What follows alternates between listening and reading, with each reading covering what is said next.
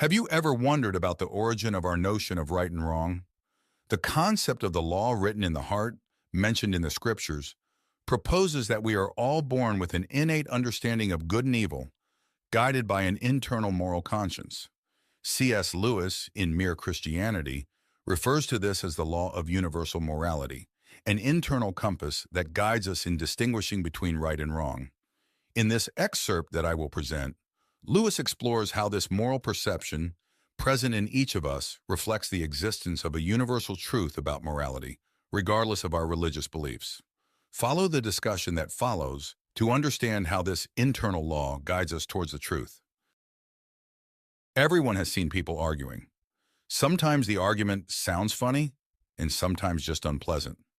But however it sounds, I believe we can learn something very important by listening to the kind of things they say. They say things like, "How would you feel if someone did the same to you? This place is mine. I got here first. Leave him alone. He's not bothering you. You pushed first. Give me a piece of your orange. I gave you a piece of mine. Come on, you promised." People say things like this every day, both the polite and the rude, and both children and adults. Now, what interests me in comments of this kind is that the person making them is not simply saying that they do not like the other person's behavior. They are appealing to a kind of standard of behavior they expect the other to be aware of. And the other rarely responds with, "Screw your standard." Almost always, he tries to convince them that what he has been doing does not really infringe upon the standard, or that if it does infringe, there is some special excuse. He argues that there is some special reason in this particular case why the person who sat down first should not occupy the place, or that things were quite different when he received the piece of the orange, or that some unforeseen event prevented him from keeping his promise. All of this leads us to believe that both parties had some kind of law or rule of justice, dignified behavior, or morals, or something of the sort about which they really agree. And they have agreed. If they hadn't, they might even fight like animals, but they couldn't argue in the human sense of the word. The purpose of an argument is to show that the other is wrong, but there would be no point in doing so unless you and he had some agreement on what is right and wrong. Just as it makes no sense to say that a soccer player has committed a foul if there wasn't an agreement on the rules of soccer. Now, the law or rule about right and wrong used to be called natural law. Today, when we talk about natural law, we are usually referring to things like gravity, heredity, or the laws of chemistry. However, when the ancient thinkers called the law of right and wrong the natural law, they were actually referring to the law of human nature. The idea was that, just as all bodies are governed by the law of gravity and organisms by biological laws, the creature called human being also had its law, with one major difference. A body cannot choose whether to obey the law of gravity or not, while a person can choose whether or not to obey the law of human nature. This matter can be looked at from another perspective. Any person is subject to different sets of laws, but there is only one law that he has the freedom to disobey. As a body, he is subject to gravity and cannot disobey it. Once suspended in the air, he has no choice but to fall like a stone. As an organism, he is subject to various biological laws which, like the animals, he cannot disobey. That is, he cannot disobey those laws that he shares with other things, but the law that is peculiar to his human nature, the law that he does not share with animals, plants, or inorganic things, is the one he can disobey if he wishes. This law was called the natural law because people believed everyone knew it by nature and did not need to be taught by others. Clearly, they were not saying that it would be impossible to find a peculiar individual out there who did not know it, just as you can find people who are colorblind or who have no talent for music. However, taking the race as a whole, they thought the human idea of dignified behavior was obvious to everyone. I believe they were right. If they were not, then everything we said about the war would have been nonsensical. What sense would it make to say that the enemy is wrong if right is not something real that, deep down, the Nazis knew as well as we did and had a duty to practice? If they had no notion of what we meant by right and wrong, then although we would still have had to fight them, we could no more blame them for it than for the color of their hair. I know that some people consider the natural law or the law of dignified behavior, known to all men, to be baseless because various civilizations and peoples from different times have erected very different moral doctrines. But that is not true. It's correct that there are differences between their moralities, but these have never amounted to a total difference. If one took the trouble to compare the moral teachings of ancient Egyptians, Babylonians, Hindus, Chinese, Greeks, and Romans, they would indeed be struck by the similarities among them and also in relation to our moral teachings. Some of the evidence for this is gathered in an appendix of another one of my books, titled The Abolition of Man. But for our current purpose, it suffices to ask the reader just to imagine what a completely different morality would look like. Imagine a country where people were admired for running away from battle, or where a person took pride in having cheated all those who were kind to them. It would be akin to trying to imagine a country where 2 plus 2 equals 5. There is disagreement about the people to whom you should be altruistic, whether just to your own family or to your fellow countrymen or to everyone. But they have always agreed that you should never put yourself above others, as selfishness has never been something to admire. People differ as to whether you should have 1 wife or 4, but there has always been agreement that you cannot simply have any woman you desire. But the most striking fact is the following. Even if you can find someone who asserts with all certainty that they do not believe there is really such a thing as right and wrong, that very person will appeal to it soon after. They may even break a promise they made to you. But if you try to break yours to them in the blink of an eye, they will be complaining that it's not fair. A nation may say it doesn't care about treaties, but then the next moment, it starts to make its case, saying that the particular treaty others want to break was unfair. However, if treaties don't matter, if there is no such thing as right and wrong, in other words, if there is no natural law, the law of human nature, what would be the difference between a fair treaty and an unfair one? Haven't they betrayed themselves, showing that as much as they speak against it, they know the natural law as well as anyone else? It seems then that we are forced to accept that there is such a thing as right and wrong. People can often be mistaken about them, just as people sometimes make mistakes in calculations. But this is not merely a matter of taste or opinion, but of arithmetic. Now, if we are agreed on this point, I will move on to my next point, which is as follows. None of us actually observes the natural law. If there is any exception among you, I apologize. It would be better for you to read another book, as nothing I am going to say pertains to you. And now let's return to ordinary human beings. I hope you do not misunderstand what I'm about to say, for I do not wish to preach, and God knows I do not pretend to be better than anyone else. I am merely trying to draw attention to the fact that this year, or this month, or more likely today, we have failed to adopt the kind of behavior we expect from others. We can use any excuse. That time when you were unfair to your children, it was when you were very tired. That somewhat shady deal, that one you've almost forgotten about, came up when you were financially strapped. And what you promised to do for good old so-and-so and never did, well, you would never have promised to do it if you knew how busy you would be from that day forward. And as for your behavior towards your wife, or husband, or sister, or brother, if I knew how annoying they could be, I wouldn't be surprised. And after all, who do I think I am? I am no different, that is, I am not very successful in observing the natural law. And when someone tells me that I am not observing it, an endless list of good excuses immediately comes to mind. The point at this moment is not whether these excuses are good. The fact is that these excuses are further proof of the depth of our belief in the natural law, whether we like it or not. If we didn't believe in dignified behavior, why would we be so concerned about making excuses for not having behaved in a dignified manner? The truth is that we believe in it so strongly, we feel the rule of the law pressing upon us so heavily, that we can't face the fact that we're breaking it, and consequently, we try to escape responsibility. You end up realizing that it is only for our bad behavior that we give all these explanations, and it's only our bad mood that we justify by tiredness, anxiety, or hunger. Our good mood, on the other hand, we attribute to ourselves. These, then, are the 2 points I would like to highlight. First, that human beings from all corners of the world have this curious idea that they ought to behave in a certain way and really cannot help doing so. Second, that individuals do not actually behave in that way. They know the moral law, but they break it. These two facts are the foundation of all clear thinking about ourselves and the universe we live in. Some objections.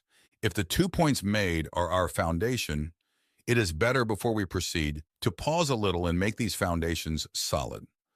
Some letters I received show that numerous people find this concept of the law of human nature, or moral law, or yet the rule of decent behavior, difficult to understand.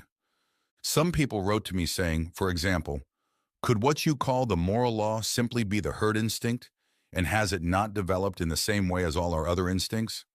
At this point, I do not deny that we may have a herd instinct, but that is not what I am referring to when I speak of the moral law. We all know what it's like to have an instinct awakened by maternal love, sexual instinct, or the instinct for food. It means having a strong longing or desire to act in a certain way. Of course, sometimes we feel precisely this kind of desire to help another person, and without a doubt, this desire arises from the herd instinct. But feeling the desire to help someone is quite different from feeling that you have the obligation to help her regardless of your will. Suppose you hear a cry for help from a person in danger. You will probably have two desires, the desire to offer help because of your herd instinct, and another to keep out of danger due to the instinct for self-preservation. But you will find within yourself, besides these two impulses, a third thing that tells you that you ought to follow the impulse to help and suppress the impulse to flee. Now, this thing that makes you judge between two instincts and decides which of the two should be encouraged cannot itself be either of them. Likewise, you could say that the sheet music telling you that, at a given moment, you should play one note on the piano and not another is equivalent to one of the keyboard's notes. The moral law tells us what note we should play, whereas our instincts are merely keys. Another way to recognize that the moral law is not one of our instincts is as follows. Whenever two instincts are in conflict and there's nothing in a creature's mind beyond that, obviously the stronger of the two will prevail. However, in moments when we are most aware of the moral law, it usually seems to recommend that we choose the weaker of the two impulses. You will likely wish to stay safe more than you want to help a person who is drowning, but the moral law tells you to help them anyway. And certainly, it often tells us to try to make the right impulse stronger than it naturally was, right? That is, we often feel it's our duty to stimulate the herd instinct, awakening our imagination and provoking our compassion, and so on, in order to have the strength to do the right thing. But of course, we are not acting on instinct when we begin to make an instinct stronger than it was. That which tells you your herd instinct is asleep, wake it up, cannot be the herd instinct itself. The thing that tells you which piano note you should play louder cannot be that note itself. Here goes the third way to recognize it. If the moral law were one of our instincts, we would be able to point to some of the impulses within us that we could always call good, which would always conform to the rule of correct behavior. But we are not, for there is no impulse among ours that the moral law has not at some point told us to suppress and none that it has not told us to encourage. It is a mistake to think that any of our impulses, for example, maternal love or patriotism, are good and others, like sex or the fighting instinct, are bad. All we are saying is that the occasions when the fighting instinct or the sexual desire need to be repressed are more frequent than those for restraining maternal love or patriotism. However, there are situations in which it is the duty of a married person to encourage their sexual impulse and of a soldier to stimulate his fighting instinct. And there are also times when a mother's love for her children or an individual's love for their own country must be suppressed. For otherwise, it might lead them to commit injustice to other people's children and other nations. Strictly speaking, there are no good or bad impulses. Back to the piano. It does not have two types of keys, the right and the wrong, i.e., every key is correct at a certain moment and wrong at another. In this sense, the moral law is not a single instinct or set of instincts, but something that produces a kind of tone, the tone we call goodness or right conduct, that directs the instincts. Moreover, this point has huge practical implications. The most dangerous thing you can do is to take an impulse of our own nature and set it as a rule to be followed at all costs, because all of them, without exception, have the power to turn us into demons if we make them our absolute guides. You might think that love for humanity in general is free from this danger, but it is not. If you set aside the sense of justice, soon you'll be breaking agreements and forging evidence for the good of humanity, and becoming in the end a cruel and treacherous person. Others wrote to me saying, "Could what you call the moral law be just a social convention, something that has been instilled in us by education?" I think there is a misunderstanding here. People who ask this kind of question are usually assuming that if we learn something from our parents and teachers, then it must be a mere human invention. But of course, things are not like that. We all learn multiplication tables at school. A child who had grown up on a deserted island would not know them. But it surely cannot be inferred from this that the multiplication table is a mere human convention, something that humans have invented for themselves and could have made different if they wished. I agree entirely that we learn the rule of decent behavior from parents and teachers, and from friends and books, just as we learn all other things. But some of the things we learn are mere conventions that could have been different. We learn to keep to the left side of the road, but the rule could also have been to keep to the right. And others, like mathematics, are real truths. The question is, to which of these classes the law of human nature belongs? There are two reasons for saying that it belongs to the same class as mathematics. The first is that, as I said in the first chapter, although there are differences between the moral ideas of one time or country and those of another, the differences are not really very large, not nearly as large as most people imagine. And you can recognize the same law operating in all. Mere conventions like traffic rules or the kinds of clothes people wear can differ profoundly. The other reason is this. If you consider the differences between the morality of one people and that of another, do you not tend to think that the morality of one is always better or worse than that of another? Could some of the changes not have been for the better? If not, then there could surely be no moral progress. Progress means not just mere change, but change for the better. So if no set of moral ideas was truer or better than another, there would be no sense in preferring civilized morality to savage morality, or Christian morality to Nazi morality. Indeed, it is clear that we all believe some moralities to be better than others. We believe that some people who tried to change the moral ideas of their own time were what we call reformers or pioneers, people who understood morality better than their contemporaries. Very well then, the moment you say that one set of moral ideas can be better than another, you are actually measuring both according to a standard, saying that one conforms more closely to that standard than the other. However, the standard that measures two things is different from morality itself. You are in fact comparing both to some real morality, admitting that something is a real truth regardless of what people think, and that the ideas of some people come closer to what is really right than others. Or let's put it in these terms. If your moral ideas can be truer and those of the Nazis less so, there must be something, some real morality, according to which they are true. The reason why your idea of New York can be more or less true than mine is that New York is a real place, existing independently of what any of us thinks. If by saying New York, each of us meant merely the city I am imagining in my mind, how could one assume that one of us had truer ideas than the other? In the end, it would not be a matter of true or false. Likewise, if the rule of decent behavior meant simply whatever each nation decided to approve, it would make no sense to say that any nation had ever been more correct than any other in its judgment, just as it would make no sense to say that the world could morally improve or degenerate. I conclude, then, that although the difference between people's ideas about decent behavior often makes them suspect that there is no real natural behavior law, the very issues related to this matter that we are forced to think about prove exactly the opposite. However, let me say one more thing before closing. I have encountered people who exaggerate the differences because they do not distinguish between differences in morality and differences in belief about facts. For example, one person said to me, 300 years ago, witches were being burned in England. Was that the work of what you call the rule of human nature or right conduct? Surely the reason we do not execute witches today is that we do not believe in such things, because if we did believe, if we truly thought that there are people out there who have sold their souls to the devil and, in exchange, have received from him supernatural powers and are using these powers to kill their neighbors, or drive them mad, or bring about storms, then surely all of us would agree that, if anyone deserves the death penalty, it would be these vile traitors. There is no difference in moral principle here. The difference is simply in how the facts are viewed. Not believing in witches may represent a great advance in human knowledge. When we think they exist, there is no moral advance in not executing them. You would not consider a person more humane for stopping setting mousetraps if it were because she had ceased to believe that there were mice in the house. The reality of the law. I now return to what I said at the end of the first chapter, namely that there are two strange things about the human race.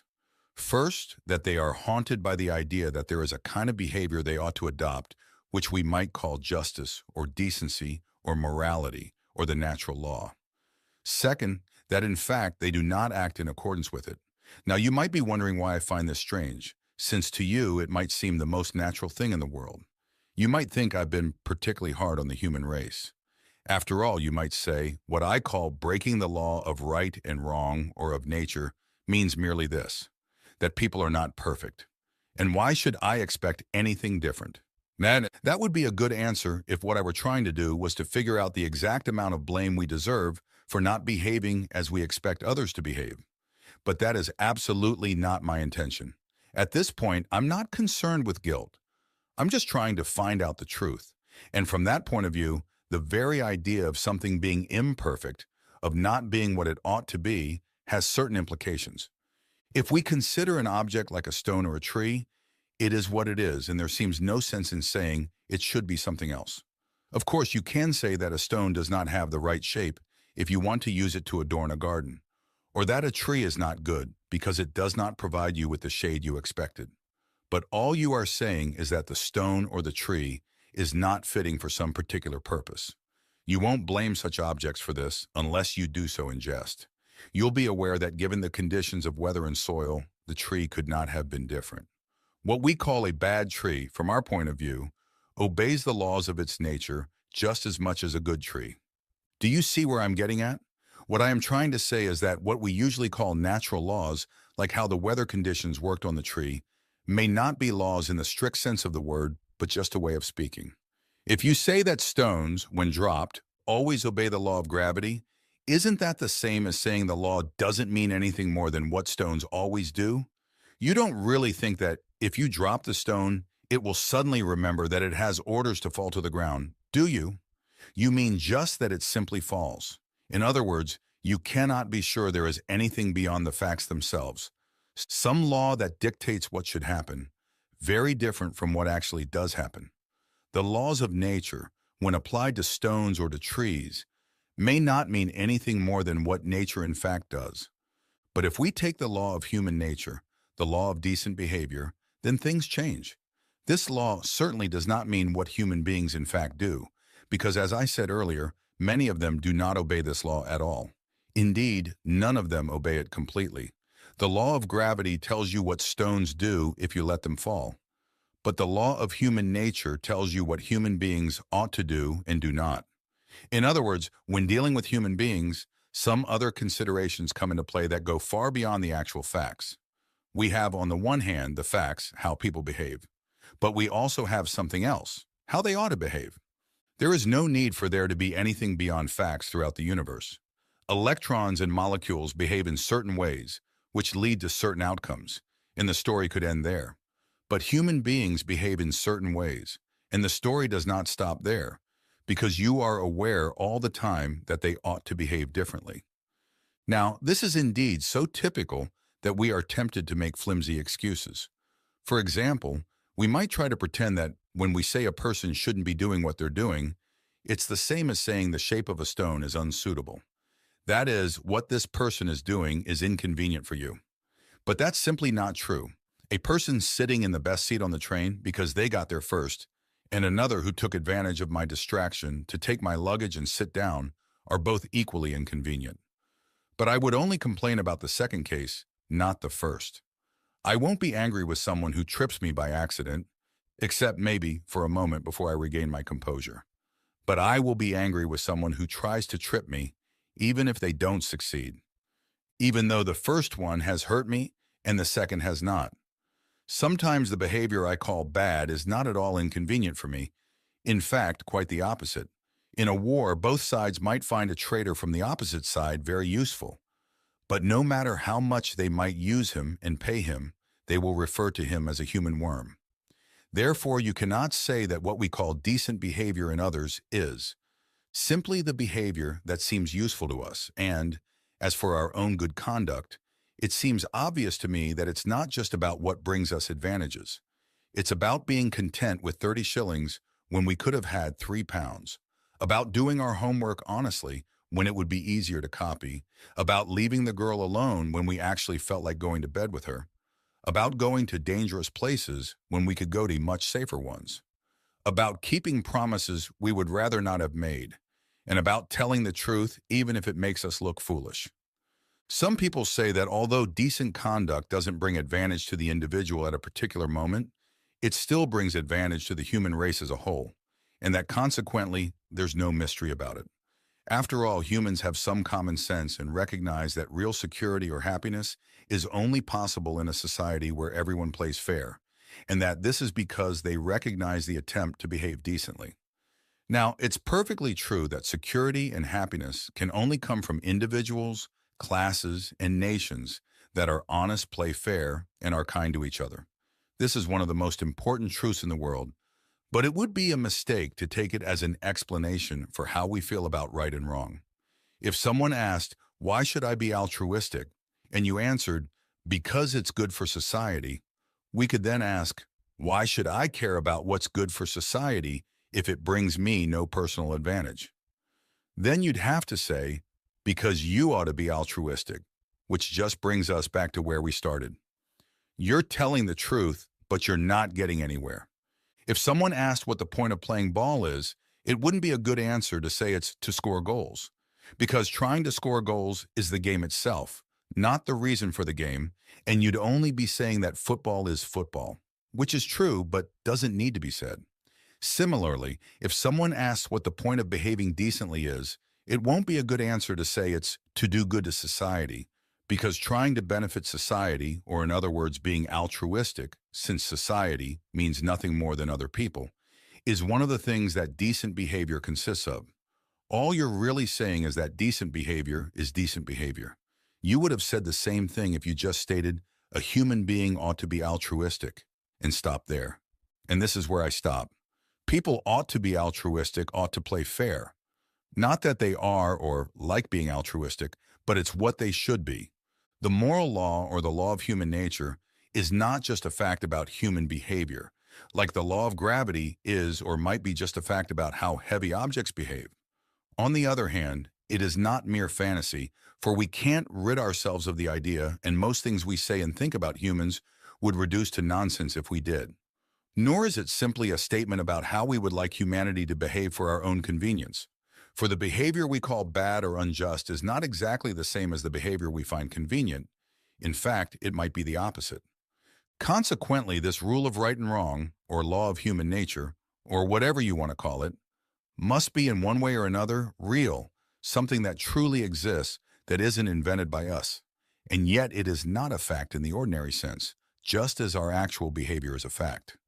It seems we must begin to admit that there is more than one type of reality, that in this particular case there is something far beyond the ordinary facts of human behavior, and yet definitely very real, a real law that none of us made up, but that exerts pressure on us. But I don't believe that's really the whole story, as you will see later on. I mean that, judging from the arguments given so far, there is this possibility.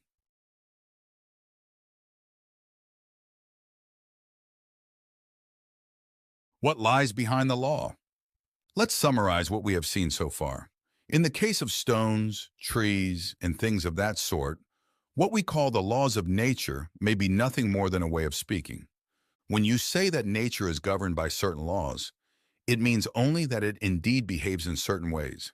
Such laws may not be something real, that is, they may be nothing more than observed facts. But in the case of humans, we have seen that things do not work that way. The so-called laws of human nature, or of right and wrong, must be something that goes beyond the actual facts of human behavior. In this case, beyond the actual facts, you have something more, a real law that we didn't invent and that we know we have to obey. At this point, I'd like to consider what this tells us about the universe we live in. Since people began to think, they have wondered what this universe really is and how it came into being. And very basically, two views have been held. First, there's what we call the materialistic view. People who hold this view think that matter and space just exist and always have. No one knows why. And that matter, by behaving in certain fixed ways, just happened to produce creatures like us, who, by great luck, were able to think. By one chance in 1,000, something collided with our sun and caused it to produce planets. And by another chance in 1,000, all the chemicals necessary for life and the right temperature appeared on one of these planets, and thus a portion of the matter on this Earth gained life. And then, through a very long series of chances, living creatures developed until they became very much like us. The other view is the religious one. According to it, what lies behind the universe is more like a mind than anything else we know. That is, it's something conscious that has purposes and preferences. According to this view, this being created the universe, partly for purposes we don't know, but partly in any case to produce creatures like him, that is, like him in the sense of having minds. Please don't think that one of these views has been held for a long time and the other gradually took its place. Both views appear wherever there have been thinking men. And more, it's not possible to find out which of these views, in its common sense, is correct from a scientific standpoint. Science works by experiment and observes the behavior of things. Every scientific statement in the long run, no matter how complicated it seems, actually means something like, I pointed the telescope to this or that part of the universe at 2:20 on January 15th and saw this or that, or I placed such material in a beaker and heated it to a certain temperature and this or that happened. Don't think I'm disparaging science. I'm just saying what its job is. And the more scientific a person is, the more, I believe, she would agree with me that this is its role. And it's indeed a quite useful and necessary task. But why things happen and whether there's anything behind what science observes, something of a different kind, those are not scientific questions. If there's something behind, then either it will have to remain totally unknown to humans, or else it will have to become known in a different way. Science can't say whether something exists or not, and real scientists usually don't ask that kind of question. It's generally journalists and writers of popular novels who delve into these matters based on information gathered from superficial popular science manuals. After all, it's really a matter of common sense. Science is supposed never to become complete enough to know everything about the entire universe. Isn't it clear that questions like, why does the universe exist? Why does it function as it does? Does it have any meaning? Would remain just the same. Now, our position would be quite hopeless if it weren't for one detail. There is one thing, and only one, in the entire universe about which we know more than we could learn from external observation. That thing is the human being. We do not merely observe humans from the outside, we are human beings. In this case, we have, so to speak, inside information. We know it from the inside. For this reason, we know that humans are under a moral law that was not created by them and that they cannot forget, even if they try, and to which they know they must obey. Note the following point. Anyone who studies humans from the outside, in the same way we study electricity or cabbages, without knowing our language, and consequently, without being in a position to get any inside knowledge from us, but only observing what we do, would never suspect that we have this moral law. How could they? For all that their observation would show is what we do, and the moral law is about what we ought to do. Similarly, if there were something beyond the observed facts in the case of stones or weather conditions, we, studying them from the outside, could never expect to make such a discovery. The whole question, then, is this. Do we want to know if the universe simply is what it is, with no particular reason, or if there is a power behind it that makes it what it is, since that power, if it exists, would not be of the observed facts but a reality that creates them? For no mere observation of the facts can identify it. There's only one case that allows us to know if there's something more, namely our own case. And in this one case, we find that there is. Or we turn it inside out. If there were a controlling power outside of the universe, it could not show itself to us as one of the facts occurring inside the universe. No more than an architect of a house could actually be one of its walls, a staircase, or a fireplace inside the house. The only way we might expect this to reveal itself to us would be through an influence or a command prompting us to behave in a certain way. And that is precisely what we find within ourselves. Shouldn't this raise suspicions? In the one case where you can expect to get an answer, the answer is surely yes. And in the other cases where you can't get an answer, you can recognize why not. Suppose someone asked me, seeing a man in a blue uniform going down the street leaving small cardboard packages at houses, why I suppose they contain letters. My answer would be, because whenever he leaves such a package for me, I find it contains a letter. And if he then objected, "But you've never seen all these letters you think other people are getting," I would reply, "Of course not, and I wouldn't expect to, because they're not addressed to me. I'm explaining the packages I'm not allowed to open by those I can open." The same goes for this question. The only package I'm allowed to open is that of humanity. When I do this, especially when I open this particular human being called me, I discover that I do not exist by myself, that I am under the law, that someone or something wants me to behave in a certain way.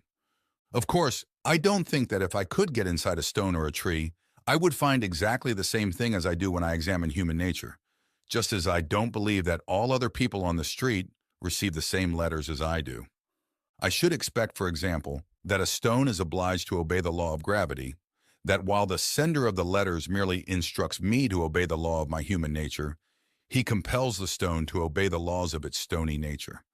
But I should expect to suppose that there is a sender in both cases, a power behind the facts, a director, a guide. Don't think I'm moving too quickly, for I haven't even come close to the God of Christian theology. All I've arrived at so far is something that is directing the universe and that appears in me as a law pushing me to do the right thing and making me feel responsible and uncomfortable when I do wrong. It seems to me we must assume that this is something more like a mind than anything else we know. Because after all, the only other thing we know is matter, and no one has ever seen a chunk of matter giving instructions. But of course, this something doesn't have to be much like a mind, much less a person. In the next chapter, we'll see if it's possible to discover anything more about this. But a word of caution here. There's been a lot of nonsense talked about God in the last 100 years. That's not what I'm offering. Forget all that. Note, to keep this part brief enough for broadcasting, I mentioned only the materialistic view and the religious view, but to complete the picture, I must mention the intermediate view called the philosophy of life force, or creative evolution, or emergent evolution, whose most cunning expositions are found in the works of Bernard Shaw, while the most profound are in the works of Bergson. People who hold this view say that the small variations by which life on this planet evolved from the lowest forms to man were not due to chance but to the aspiration or intentionality of the life force. When people say this, we must ask them to clarify whether by life force they mean something endowed with intellect or not. If there is intellect, then a mind that brings life into existence and leads it to perfection is just another name for God, and their view is thus identical to the religious one. If there is no intellect, then what sense does it make to say that something devoid of intellect aspires or has an intentionality? This seems fatal to their view. A reason why many people find creative evolution so appealing is that it gives us much of the emotional comfort of believing in God without having to take on the less pleasant consequences of it. When you're feeling cheerful, the sun is shining, and you don't want to believe that the whole universe is just a mechanical dance of atoms, it's comforting to think of this great mysterious force acting across the centuries and carrying you on its crest. If, on the other hand, you want to do something rather disreputable, the life force, being just a blind, amoral, and unintellectual force, will never interfere in your life in the same way that unsettling God we learned about as children will. The life force is a kind of domesticated God. You can turn it on whenever you like without it bothering you. You get all the emotions of religion and none of the costs. Is the life force the greatest work of wishful thinking the world has ever seen?